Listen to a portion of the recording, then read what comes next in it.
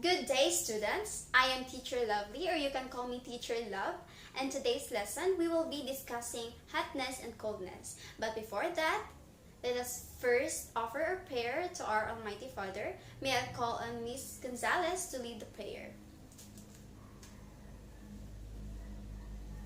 Thank you, Miss Gonzalez. You may now seated. Now let's go back to our lesson proper. So the objectives of these lessons is that you are expected to first differentiate heat and temperature. Second is to determine the relationship between the amount of heat transfer. And lastly is to explain the change in temperature. So what can you see in the picture? Miss Camille? What can you see in the picture? Yes, there is a fire and there is a pot of water. What about else? Do you see something in the picture, or how can you describe the picture? Yes, Mrs. Son? Alright, so this picture shows a heat transfer method. Okay, now, we have here a pot of water, and then below is the fire. So as fire arises, there is a heat transfer. Now, the water here boils, and then since it is heated, the heat is spread into the handle. That's what makes the handle also heated. Now, can you see the arrow here? So the first arrow here is the letter A. That is what we call radiation. And then the arrow here, can you see the arrow in the pot? That is what we call convection. And the arrow here, that is what we call conduction. Radiation is the energy that is radiated and transferred through waves or rays or particles. Now we have here, can you see the arrow in the pot? That is convection. Convection is an energy transferred through a fluid. Now we have here letter C. That is conduction. Conduction is the energy transmitted or an electric current transmitted by a direct contact of one substance to another substance. That clear, everyone? You have questions? Miss Camille? Okay. So, since you don't have questions, then I will ask you. Now, let's go back to the picture. So, what do you think is the method of heat transfer from letter A to B? Anyone? Yes, you're right. Letter A to B conducts a method of heat transfer we call radiation. Now, from B to C. Yes, correct.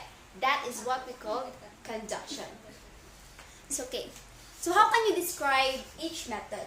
Now let's go back to the first method, radiation. How can you describe radiation? Yes, correct. It is the energy that is transmitted through waves, rays, or particles. What about convection? Anyone? Well, convection is the energy transmitted through fluid. And then conduction, it is the energy transmitted through direct contact of any substance to another substance. Before we proceed with our next activity, we will first have an activity to get your motivations and excitement going. I have here an ice cube, but first, you will have to group yourselves into 5. Do you already have your groups? Okay, stay with your groups with you, and then I will give you 1 ice cube. So, our activity for today is you have to melt the ice cube as fast as you can. The first group to melt their ice cube faster will have an extra point for today. Yay! Congrats group 3! You will have additional points for today for melting your ice, everyone. So you are now ready for our activity for today. Go to your learner's manual and go to page 38 to 40. There you will find activity 1 explaining hotness and coldness. You will be performing the activities there and write your answers in a manila paper, but make sure it is readable for everyone because you will be posting it in front, and then everyone will be having a gallery walk. You will be observing your classmates' answer and make sure you take note of their observation because you will be sharing it in the class. Are now done to the experiment. So today we will be tackling about the concept of heat transfer. Heat transfer is due to the difference in temperature to lower temperature. So in our activity 1, what actually transferred? In what direction did it transfer? Can you answer, Miss Susan? Yes, Miss Susan. Correct. When you dip your finger in the water, the temperature was felt in your finger. Whenever we put our hand or finger into the water, the energy transferred from one body to another body is the heat energy. According to the law of heat passage, it always transfers from the higher temperature body to the lower temperature body. Second question. After adding hot water, tap water, and same cold water to the containers, do the water in each container has the same hotness or coldness? Yes, very good. That's right. The container had different temperature. Okay, what do you think causes the difference in the hotness or coldness of the water inside the container? Please answer, Miss Paquete. Yes, you're right.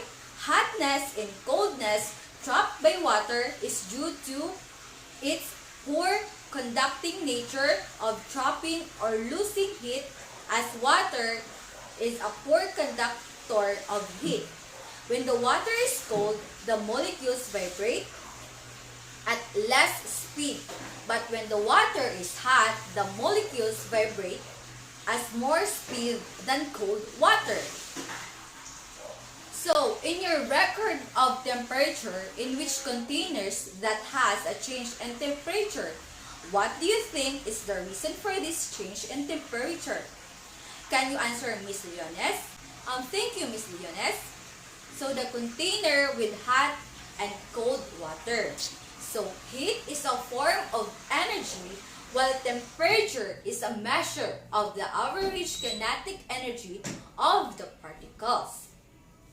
So, in which container was there the greatest amount of heat transfer? Why do you say so? Miss Leones, can you answer the question for me? Thank you for your participation, Miss Leones. The container with hot and cold water.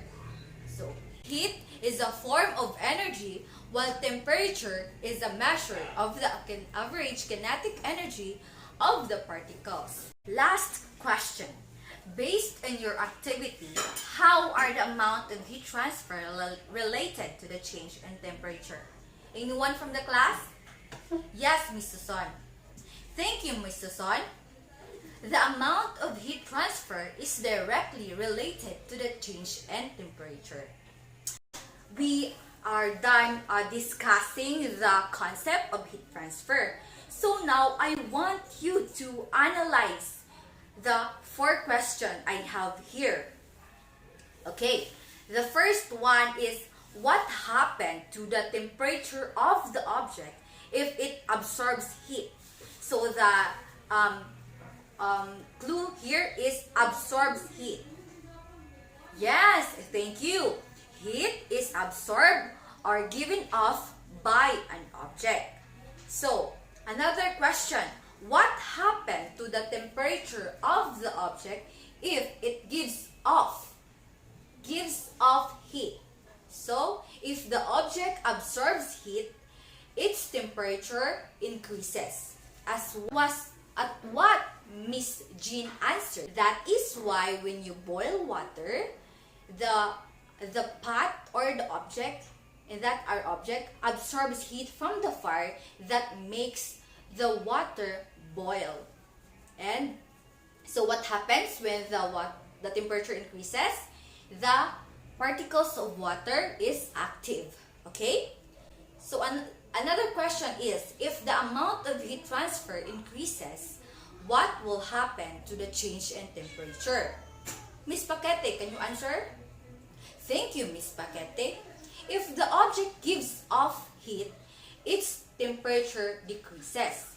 So, last question. our last question serve as a trivia. Okay? So, are you ready? So, why it is good to hug the person having fever when there is no available medicine yet?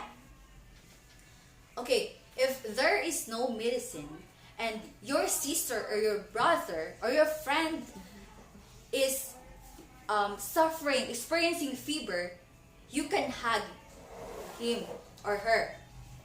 It is because, let's review, it is because the concept of heat transfer, if an object is hot and there is an object that is cold, when the cold object absorb the temperature in the hotter object. That is why the temperature of the hot object is being decreased. Can you imagine when you have a fever? Your mother will put a wet towel on your forehead to absorb heat from your body, and then the towel will absorb The understanding of the concept of heat transfer through explaining the hotness and coldness of an object. Now, get 1/2 crosswise sheet of paper and answer the following questions. I will give you 5 minutes to finish it. Class, are you done? In a count of 5, pass the paper in front. 1, 2, 3, 4, and 5. So, let me have your papers. Okay, very good. Class, for your assignment, answer the question, why do we need to close an air-conditioned room? Please prepare yourself for the oral recitation next meeting. That's all for today, class. I hope you have enjoyed the discussion. Thank you and good day.